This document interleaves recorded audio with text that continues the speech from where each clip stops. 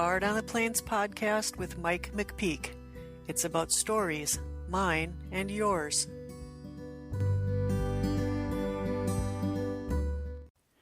Hello everyone, and welcome to my very first video episode of Bard on the Plains. It's middle of March, and winter is still hanging on and not giving up yet. If you can, I'll show you out our back window here that winter is still here. It's still hanging on. There's plenty of snow around the place. And, you know, if you listen to my episode, A Man of All Seasons, but especially summer, you'll know how I feel about winter, and I just wish it would go away and be done.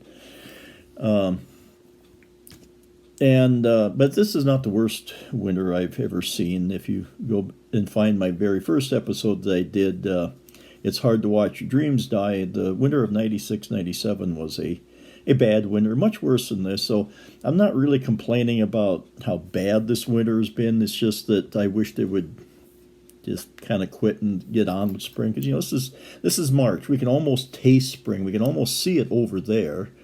We just need to come over here and get started with this because we've had enough of this. We've had last week wasn't bad. The week before we had about a half day of school, a little over half a day of school, and then blizzards the rest of the week. So we've taken a bunch of time off from school because of the weather, and I think we're all just tired of this and waiting for it to get done and spring to get started. So, you know, what I do when winter starts to get me down, I start to think about summer because summer makes me happy. And so this time I started thinking about last summer, about 4th of July. I thought that was a pretty good time to think back to because, you know, small towns, we really like our 4th of Julys. We'll have parades, we'll have fireworks, a lot of people have picnics. And last 4th of July, my hometown of Willow Lake had its high school alumni reunion. And I think I've mentioned it on here before, but you know, I'll tell you about it again. Willow Lake is, a lot of towns think we're kind of weird because for our alumni, there's a lot of these small towns will like maybe have an all-school reunion every once in a while. But we have a really strong high school alumni association. A few years ago, it celebrated its 100th anniversary, and I think we hold the record. I don't remember specifically what it is, but it's something along the lines of the longest running high school alumni in the nation. And, you know, for a small town of about 400 people, we're really proud of this. And, you know, we really kind of lean into it. And so besides having the all-school reunion that they do at the high school, we also have the classes will get together and have our individual classes and, you know, get together and reminisce. And it's been a few years since I've seen a lot of these people. And so we met at a classmate's house just outside of Willow Lake, and we sat outside. It was a nice evening, nice July weekend. It was warm and nice, and you know, we sat around, we reminisced, and we talked about the people who weren't there, and you know, some of them are gone forever. I found out we lost another classmate this year, so that makes 2 out of our class of 20 that's, you know, no longer with us. But, we sat around, you know, like us old farts do, and because I'm the class of 1980, so, you know, a few years ago during COVID was our 40th anniversary of graduating. And we didn't get together with that one, and we didn't get together I didn't get together with them last year, but this year, you know, a lot of us managed to get together. There was like I think 6 or 7 of us out of 20, which isn't too bad a turnout. But you know, we do like we always do, and we got together and we talked and reminisced, and you know, again, people of our age, we were comparing ailments and, you know, and procedures and everything else that we've had done. And we'll, you know, reminisce about the good old days and how we would the stupid stunts that we did and the people that we knew and hey, do you remember that time when so and so did that or something else? I won't out anybody on here because some of these stupid mistakes were some of my own. So yeah, I'm not going to out anybody else's stupid mistakes, but it was a good time, and it's one that I like thinking back on and enjoying, and it brings me nice warm memories on this kind of cold winter's day. Not horribly cold for South Dakota, but it's cold enough. But like I say, it was good reminiscing. But then I also, one of the other things too was that at this reunion, it was kind of bittersweet for some of us because we had also found out that my ag teacher that I had when we were in high school, I think we were like one of the first classes that went all 4 years with him teaching us. And so, some of us had a, kind of a special bond, especially me, because I've always said I was one of the ag kids. And, farming was going to be my whole life. Little did I know it wasn't going to work out that way. But he formed an important part of my growing up because, like I said, it was ag and the FFA, and I have a big part of the FFA was a big part of my life. I mean, it was formational and, some of the things, the way I lived my life and the way I grew up and how I lived my life. I mean, it was so important to me that I got the FFA logo tattooed on my arm, along with the Will Lake Pirates symbol from the Will Lake High School. So, yeah, the FFA was really important to me, and my ag teacher was too. And so we were sitting around reminiscing about him. And he died on our wedding anniversary, June 5th, which was sort of, I found ironic. But so at for the alumni this year, the town had its regular 4th of July parade, like a lot of small towns do, but then we had a special parade for the alumni, and, we memorialized him. It was Kendall Thompson's recognition day at the alumni because he was the president of the alumni and had always been, a big part of it. And he was the person that taught us a lot of, like I say, things I take with me about taking pride in what you do, taking responsibility for what you do. Because there was many times that we would, he had what he called attitude realignment sessions. He would call you into the office, and, especially my senior year of high school, that was important to me because my dad had passed away at the end of my junior year of high school.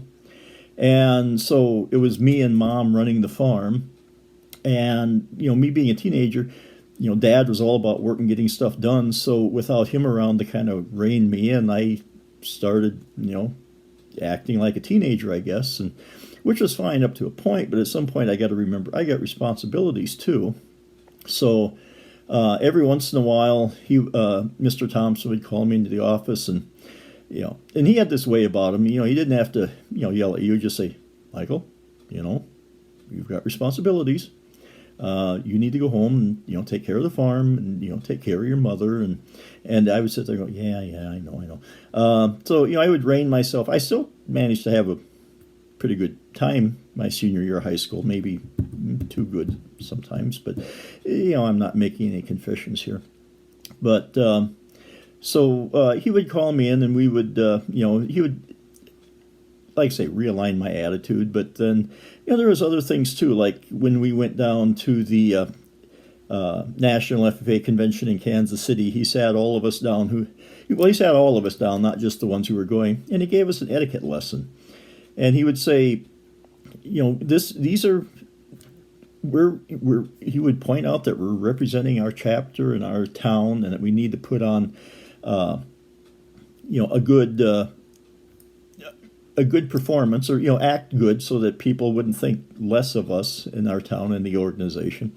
So he sat us down and said, when you go out to a restaurant to eat, Don't take the napkin and stick it inside your shirt, like a bib or anything like that. Fold it up nicely, put it on your leg, and when you need to, clean your fingers off, just discreetly reach down and take and wipe your fingers on the napkin that's on your leg.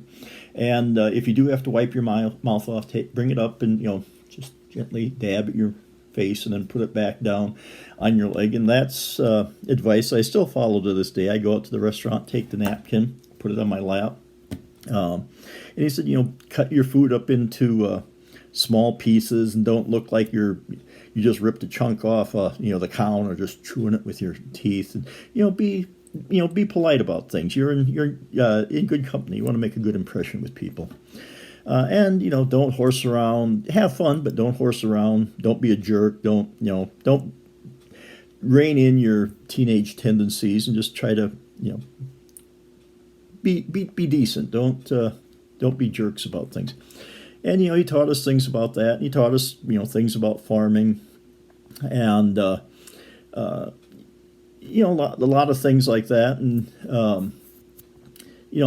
I guess if I'm going to be honest too, there was other things that I think he realized at the time probably weren't the best, because at that time it wasn't as big a deal as it was now. But chewing tobacco was a thing, and he did it, and I started doing it, and I managed to give it up. I'm 20 years free from dipping, and and I think he realized it too.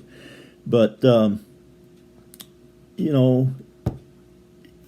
we learned lots of things about farming and about leadership and about responsibility, and it's that kind of memory that sometimes I need on a day like today. That's just something that's heartwarming, and I think it's good to pay respects to the people who have formed an important part of your life and helped you grow up. I think there's probably times that my dad was kind of jealous of him because I spent a lot of time. Oh, Mr. Thompson said this and Mr. Thompson said that, and all this kind of stuff, and and I not in a bad way, but I think my dad was a little like, I guess I got a little competition here, but yeah, I mean he was. We should all have somebody like that in our life.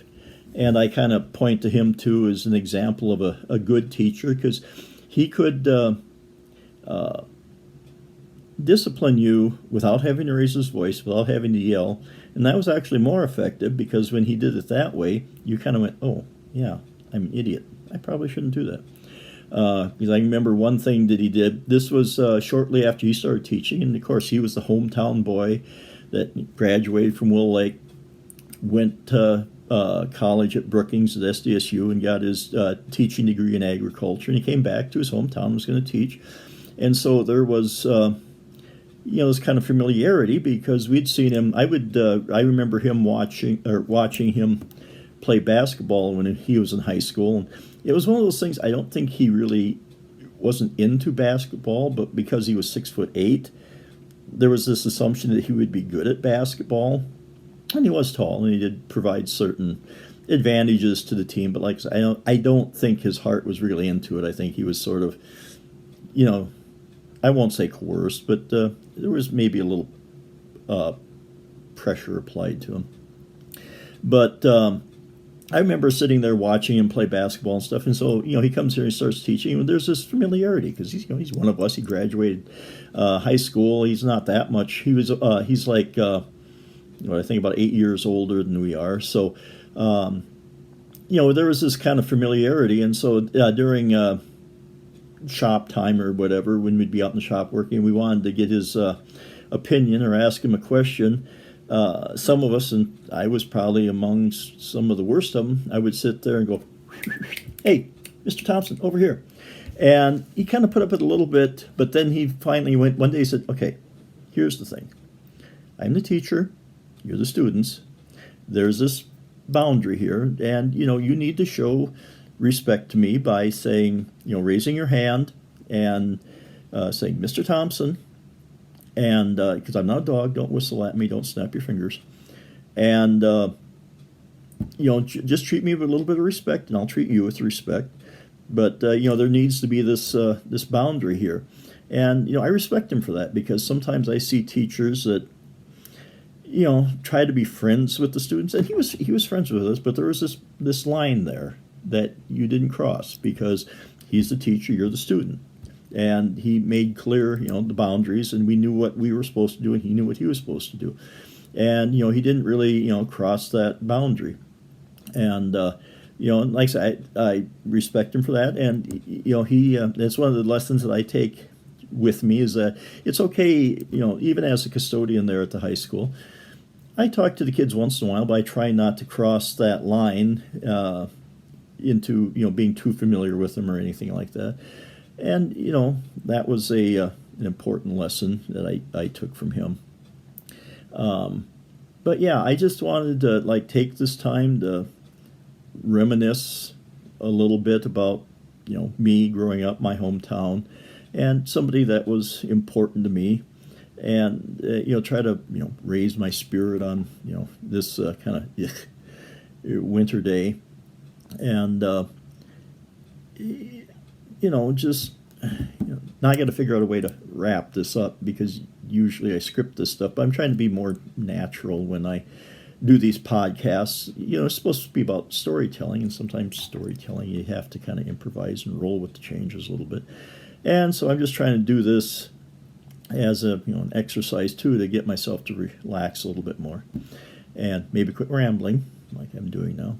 But, it's about storytelling. And so, I decided to share this with you guys. And now as I'm looking in the mirror, I see I maybe should have shaved a little bit. But, it's about me being true and authentic and telling stories.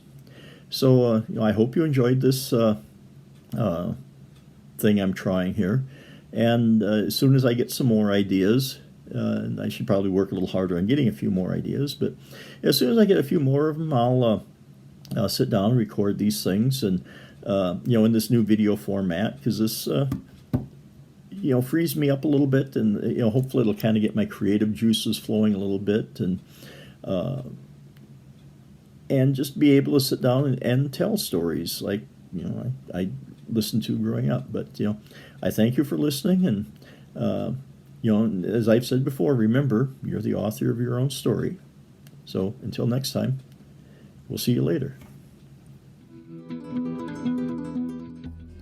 If you like this podcast, please leave a review on the podcast service of your choice, and please tell your friends and family about it.